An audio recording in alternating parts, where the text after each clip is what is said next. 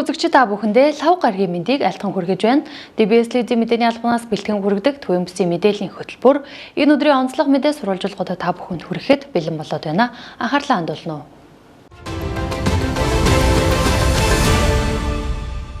Эхний мэдээ, Дархуул аймагт Улаанборхоо өвчний 2 тохиолдол шинээр бүртгэгдсэн байна. Энэ талаар эрүүл мэндийн газраас дараах мэдээллийг өгч байна. Улсын хэмжээнд сүүлийн 24 цагийн дотор Улаанборхоо өвчний 33 тохиолдол бол бүртгэгдээд байна. За манай Дархуул аймгийн хувьд бол 2 тохиолдол бүртгэгдлээ. За 25 онд эхэлсэн энэхүү дэгдэлт маань одоо ерөнхийдөө бол 401 дэх хоногтой үргэлжлээд явж байна. Анх эхэлсэн цагаас хойш ерөөсөө хоорондоо завсаргүй ингээд гарсаар байна гэж ойлгох хэрэгтэй. За Дархуул аймагт сүүлийн бүртгэгдсэн одоо 26 он гараад бол 4 тохиолдол бүртгэгдээд байгаа.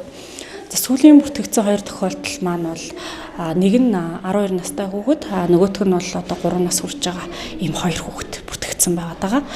За бид нар одоо тандалт судалгаануудаа хийгээд ингээд ажиллаад үзэхэд бол энэ 2 хүүхдийн хувьд бол их уурхай тодорхойгүй байгаа учраас халдварт хүчин судлалын үндэсний төв рүү бас баталгаажуулах сурцыг ингээд явуулаад ажиллаж байна. За голомтын хариу арга хэмжээнүүдийг авч хэрэгжүүлээд ойрын хавтал болсон хүмүүсийг бол голомтын дархлаажуулалтанд хамруулах энэ үйл ажиллагаануудыг бол зохион байгуулж байна. За Улаанборхоо өвчний дэгдэлт маань бол ерөөсөө улсын хэмжээнд одоо буурахгүй одоо улам өсөөд ингэ явж байгаа ийм цаг үед бол бид хэд хамгийн чухал зүйл бол дархлаажуулалт болчиход байна. За бид хэд яагаад энэ дархлаажуулалтыг хийгээд байгаа гэхээр нийт одоо бүртгэж байгаа өвчлөгийг хараад үзэх юм бол 10-аас 14 насны хүүхдүүд бол хамгийн их өвдөж байгаа. За энэ хүүхдүүд өвдөхөөрөө гэртээ байдаг бага насны дүүнер, бага насны хүүхдүүдийг вакцины насуулаагүй хүүхдүүдийг өвдгөх одоо нас уралтанд хүрэх ийм эрсдлийг дагуулад байгаа учраас за Багдад товлын вакцинд хамрагдсан эсгийг үл хамааран за нэмэлт дархлаажуулалтыг бол сургууль суралцсан зэгүүдээр зохион байгуулсан. За сургуулийн амралт эхэлсэнтэй холбоотойгоор бол энэ дархлаажуулалтын үйл ажиллагаа төр зогсоод байгаа боловч бид нар өрхийнхөө буюу дархлаажуулалтын байнгын цэгээрээ энэхүү вакцинжуулалтаа бол тасралтгүй хийж байгаа. Тэгэхээр одоо эх 7 хоног өнгөрөөд сургуулийн үйл ажиллагаа бол жигдэрч эхэлнэ, хичээл орж эхэлнэ. Тэгэхээр бүх нийтийн дунд халдвар тархах эрсдлээс сэргийлээд бидгээд одоо яг энэ амралтын хоногуудыг бол яг дархлаажуулах үйл ажиллагаанд бол бүрэн дүүрэн ашигламаар байгаа. Тэгэхээр эцэгчүүд маань хүүхдийнхаа дархлаажуулалтын мэдээллийг шалгаад вакцинд айлуулах эрт оруулж хүүхдэд нь одоо дархлаа тогтохын хугацааг сургууль орохоос өмнөөс олгож өгөөрэй гэж хүсмээр байгаа. За бага насны хүмүүс маань хүүхдийнхаа вакцинжуулалтын мэдээллийг шалгаад Улаанборхоо улаануудын товлын вакцинд хамрагдсан хэсэгт хяналт тавиад хамрагдаагүй бол нөхөн дархлаажуулах үйл ажиллагаанд бас ороорой гэж зөвлөмөр байна. Дээрээс нь Улаанборхоо өвчин маань бол халдварлалтын зэрэг хамгийн өндөртэй өвчин. Ерөөсөө л уг вакцинд хамрагдаагүй Улаанборхнаар өвдөж байгаагүй хүн халдвартай хүнтэй одоо зөрөөд өнгөрөх төдийд ч энэ Улаанборхны халдварыг авч болно. Тэгэхээр одоо хүн болгон агаар төслийн замаар халдварлаж байгаа учраас хүн болгон одоо хүүхдүүд болгон эрүүл мэндийн хадлаа анхаарах ямар нэгэн алхам хийж энэ өвчнийг бас таслан зогсоох боломжтой. За 26 онд бүртгэгдсэн эхний 2 тохиолдол дээр бол хариу арга хэмжээнүүдийг аваад тухайн голомтуудаас бол өвчлөл нэмж бүртгэгдээгүй энэ хариу арга хэмжээ зохион байгуулсан. За одоо сүүлд үсэж байгаа одоо энэ 2 голомтын хувьд бол бид бас хариу арга хэмжээнүүдээ авч хэрэгжүүлж байна. Тэгэхээр энэ дээр бас олон хүний оролцоо бас чухал байгаа даа. За Улаанборхоо өвчний үед одоо илрэх шинж тэмдэг гэх юм бол хамгийн түрүүнд бол маш өндөр халуурна. За тэгээд нүд өрөвсөж болно. За яг биеийн тууралд гарахаас өмнө бол аманд багарааны харалтаа одоо тийм цагаан жижиг тууралтууд үүсч болдог. За тэгээд Улаанборхны тууралт маань толбот, гөвдрүүт, улаан өнгийн тууралт одоо толгойноос толгой нүүрнээс эхлээд доошоо одоо бие рүү тархах ийм магадaltaй ийм дараалалаар гардаг. За Улаанборхон маань өөрөө эдгэхдээ яг тууралт гарсан дарааллын дагуу за бас яг дээрээс гараад доошоо гарсан шигээ дээрээсээ доошоо арилж өгдөг. За тэгээд Улаанборхоо өвчин маань одоо энэ 401 хоногийн одоо үргэлжилж байгаа дэгдэлтийн хугацаанд бол 15 хүүхдийг бол нас уралтанд 15 хүнийг хүргэсэн байна. За нас уралт юунаас шалтгаалдаг вэ гэхээр Улаанборхоо өвчний хүндрэлүүдээс шалтгаалдаг. За хүндрэлт хамгийн түрүүнд бол уушигны хатгаагаар бол хүндэрдэг. За тэгээд ер нь бол тарих хэрэгц сэрэхгүй гэмтэх боломжтой, нүдний хараагаа алдах эрсдэлтэй, тэгээд за жирэмсэн эмэгтэйчүүд өвдөх юм бол ураг эндэх аль эсвэл одоо дутуу төрөх хугацаанаас өмнө төрөх ийм эрсдлүүдийг дагуулждаг. Дараагийн мэдээ, Art-of-ын урлангийн ирээдүйн уран бүтээлчдийн анхны уран бүтээлийн аяллыг толилуулах өнгөт нүүдэл хүүхдийн уран зургийн үзэсгэлэнд та бүхнийг урьж байна. Дэлгэрэнгүй мэдээлэл анхаарлаа хандуулна уу. хамгийн отхон сургууль бол 31 Арт офын уран зургийн дугуйлангийн сурагчдын өнгөт нүүдэл хүүхдийн уран зургийн үзэсгэлэн дархан гэрлэх ёслолын ордонд 4-р сарын 1-ээс 5-ны өдрүүдэд дэлгэгдэж байна. Энэхүү үзэсгэлэн хүүхдийн сэтгэмж, өнгөт өрсөлдөл, дотоод ертөнцийг уран зургаар илэрхийлсэн бүтээлүүдийг олон нийтэд хүргэх зорилготой юм а. Өнгөт нүүдэл гэдэг энэ үзэсгэлэн маань 3 дахь удаагийн маань үзэсгэлэн болж байгаа. Тэгээд өмнөх жилүүдийн өмнөх үзэсгэлэнгүүдийг бодвол энэ жилийн маань үзэсгэлэн илүү олон хүүхдтэй, илүү олон уран бүтээлийг одоо хамруулсан ийм үзэсгэлэн болж байгаа. Нийтдээ 21 одоо бяцхан зураачтай, нийтдээ 45 6 бүтээлтэйгээр. За энэ жилээс бол яг хүүхдийн өөрийн дотор нь юу байна, тэрийг чөлөөтэй гаргаа гэсэн зорилготой энэ жилийн үзэсгэлэн бол ерөнхийдөө бол тийм байгаа. Дотор чинь хэн байгаа, дотор нь юу байгаа, тэрийгээ чи зөвөрөөсөө зургаараа гарга. Тэр гаргасан зургаар хэдүүлээ үзэсгэлэн гаргая гэж ярилцаал тэгэл зурсан байгаа. За одоо энд байгаа 3 бүтээл байгаа. Энэ маань манай урланд одоо 4 дахь жилдээ явж байгаа. Оюун ирээдүйн сургуулийн 11-р ангийн сурагч Амар Ишгийн маань зураг байгаа. Амар Ишиг маань маш юм гоё дотортой юм охин байгаа. Тэгээд Амар Ишиг маань энэ үзэсгэлэнд 3 цуврал бүтээлээр оролцож байгаа. Энэ болохоор өв уламжлалыг орчин үедээ шингээсэн орчин үеийн хүүхдүүд өөрийнх нь үе тэнгийн найзуудтай яаж ингэж өв уламжлалаа харуулах юм бэ? Яаж тэр нь хүргэх юм бэ? Ямархуу байдлаар харуулах вэ гэдэг энэ зорилгыг өөрчилж хойлоо ярилцж байгаа зурсан зураг байгаа. Эхний зураг нь болохоор Nirvan гэдэг. Энэ болохоор одоо нэг ламхай одоо үлэмжийн чанар дууг сонсонгоо тэрийг орчин үеийн хөгжимд оруулж сонсож байгаа юм шиг ийм байдлаар зурсан хоёлаа. Дараагийн зураг нь болохоор Nirvan гэдэг догшин гэдэг энэ зураг байгаа. За энэ зураг болохоор эмэгтэй хүний дотор ууртайч хүн байж болно. Одоо эмэгтэйлэг шинж чанартай байж болно. Тэрийг хоёлаа бас ийм одоо шарын шашны ийм цамын хувцтай илэрхийлж ингэж гаргасан зураг байгаа. Дараагийнх нь болохоор 3 дахь зураг нь химнэл гэдэг зураг байгаа. Энэ болохоор нөгөө шарын шашны одоо яг цам харайх гэдэг энэ одоо өв уламжлал маань маш их юм химнэлийг агуулж байдаг. Тэрийг орчин үеийн хүүхдүүдтэй бас яаж шингээж үзүүлж болох вэ гэдэг утгыг илэрхийлсэн ийм 3 зураг байгаа. Манай одоо энэ үзэсгэлэнд жишээлбэл 5 жил явж байгаа хүүхдч байна. 2 сар явж байгаа ч хүүхд байгаа байхгүй юу? Тэгэхээр зургийг лаг зурдаг хүүхэд биш. Зурах сонирхолтой өөрийнхөө дотрыг гаргая гэсэн хүн л зурж болно.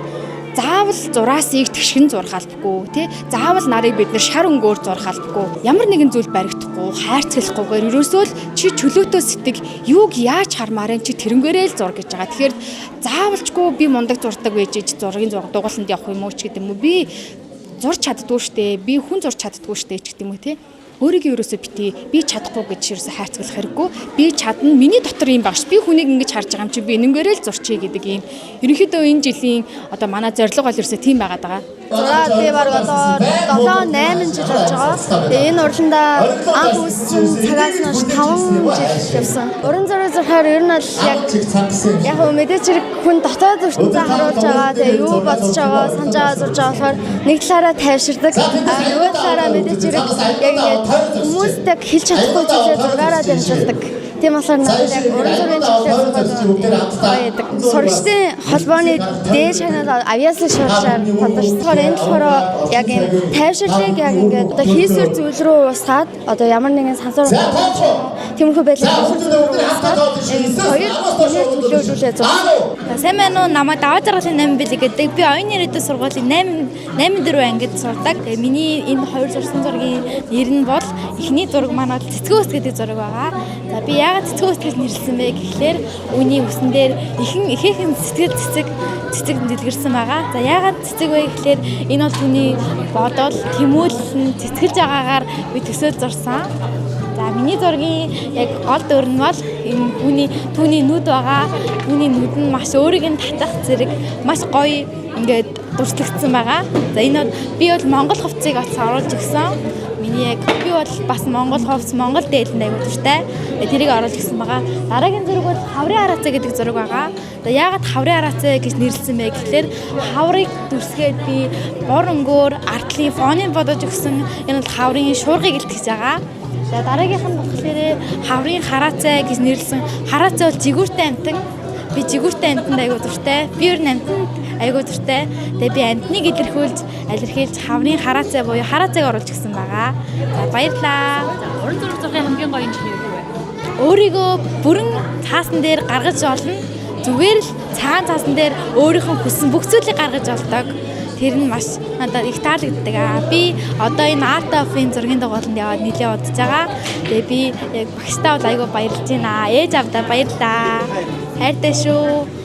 Үзэгсэлэн 5 хоногийн турш үргэлжлэх бөгөөд 4-р сарын 2-ны өдөр өнгөт тоо нүүдэл, хувь хүний язын тоог тодорхойлох өдөрлөг, 4-р сарын 3-ны өдөр мөрөөдлөөр жигүүрлсэн мэрэгжил өдөрлөг, 4-р сарын 4-ний өдөр арт терапи өдөрлөг, 4-р сарын 5-ны өдөр урлаг ба гэр бүл, зураач хүүхдүүдийн гэр бүлийн өдөрлөг тус явагдана. Та бүхэн тус үзэгсэлэн үн төлбөргүйгээр үзэж сонирхох боломжтой.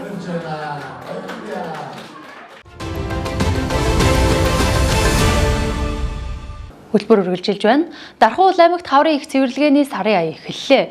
Бүх нийтийн цэвэрлэгээний хугацаанд хог тээвэр зам талбай үйлчилгээний байгууллагууд цэвэрлэгээ үйлчилгээ, хог хаягдлын ачаал тээвэрлэлтийн арчлыг эрчимжүүлэн ажиллаж иргэдийн оролцоог дэвжнэ. Мөн сууц өмчлөгчдийн холбоо болон гэр хорооллын иргэдийн идэвх санаачилга тулгуурлан оршин суугаа орчноо цэвэр аюулгүй байлгах, эрүүл амьдрах орчныг бүрдүүлэхэд дэмжлэг үзүүлэх юм а. Иймд иргэд аж ахуй нэгж байгууллагууд та бүхнийг хаврын их цэвэрлэгээнд идэвхтэй оролцож орчноо цэвэр сэмсгэр байлгахыг уриалж байна. Бүхэндээ би тодруулга мэдээллийг хүргэх гэж байна. За Дархан аймгийн хэмжээнд 4-р сарын 1-ээс 5-р сарын 1-ний хооронд их цэвэрлэгээний сарын ая эхэлж байгаатай холбоотой мэдээллийг бид Дархан хотын захирагчийн орлогч Бат Очроос дэлгэрэнгүй мэдээллийг та бүхэндээ хүргэх гэж байна. За танд энэ өдрийн мэндийг хүргэе. Хаврын их цэвэрлэгээний талаарх мэдээллийг бидэнд дэлгэрэнгүй өгөхгүй юу? За юуны өмнө Дархан хотынхоо нийт иргэдэд бас энэ өдрийн мэнд хүргье. За Дархан хотын захирагч аймгийн засаг дарга аз жаргал даргын захирамж албан даалгавар 2026 оны 3 сарны 20-ны өдрийн 02 дугаартай албан даалгавар гарсан. Ер нь жил болгон ийм албан даалгавар гаргаж энэ хавар намрын их цэвэрлэгээ зохион байгуулахын албан даалгаврыг гаргаж ингэж хэрэгжүүлж ажилдаг. За энэ хүрээнд бол аймгийн зарагчийн аймгийн зарагчийн албанаас зохион байгуулж аймгийн бүх сумдуудын засаг дарга нарт мөн төрийн бүх шатны байгууллагын удирдлагуудад за мөн аж ахуй нэгжүүдэд суус өмчлөгчдийн холбоодод за одоо тогтцол үйлчилгээний байгууллагууд гэдэг энэ байгууллагууд тодорхой үүрэг чиглэлүүдийг одоо өгсөн ийм албан даалгавар гардаг. За энэ даалгаврын хүрээнд бол бас ийм бүх сумдуудаас одоо наривчсан төлөвлөгөө гаргаж за энэ хүрээнд нэгтгэхэд энэ аймгийн хаврын их цэвэрлэгээний арга хэмжээний төлөвлөгөө батлагддаг. За энэ хүрээнд нэгдсэн арга хэмжээ зохион байгуулж байна. За ер нь бол энэ 4 сарыг их цэвэрлэгээний өдөр бол сар болгож зарлая гэсэн ийм байдлаар 4 сарыг нэлээгүүд нь одоо 4 сарын нийт хугацаанд нь бол одоо их цэвэрлэгээ хийнэ гэсэн ийм зорилготой ажил зохион байгуулалт төлөвлөж ажиллаж байна. За мэдээж сумдууд бол сумдын засаг даргад албан даалгаврын хүрээнд одоо бас тодорхой төлөвлөгөө гаргаж энүүнийхээ хүрээнд одоо ажлаа хариуцаж хийж төлөвлөж эргэж одоо тайлан танилцуулж ингэж зохион байгуулдаг. За энэ хүрээнд Дархан сум бол одоо өөрийнхөө хариуцж байгаа аж ахуй нэгжүүд тийм ээ. Аж ахуй нэгжүүд бол яг 50 м газраа одоо цэвэрлэх юм үүрэг жүүлсэн байдаг. Тэр хүрээнд дээр хариуцсан газруудаа цэвэрлүүлнэ. Энэ дээр бол багийн дарга нар болохоор зэрэг ажлаа хариуцаа зохион байгуулад явна. За мэдээж ихтэй сургуулиуд бас цэвэрлэгээнд оролцсон. За энд бол бас тодорхой хариуцсан газруудыг нь одоо бас заагаад зурагжуулаад өгсөн байдаг. Тэр хүрээндээ бол ихтэй сургуулиуд, коллежуудад оролцож ингэж одоо цэвэрлэгээ үйлчлэгээ захирчийн албаны зохион байгуулж ажилладаг. Ингээд ажлаа хоож аваа явдаг. За суус өмсгчдийн холбоодын цэвэрлэгээ үйлчлэгээг бол багийн дарга захирчийн алба хамтраад ингээд Дархан сумын засаг даргын тамга газартайгаа хамтраад суус өмсгчдийн холбооны одоо байрны иргэн тойрон байж байгаа яг өөрсдийн харьяалж байгаа.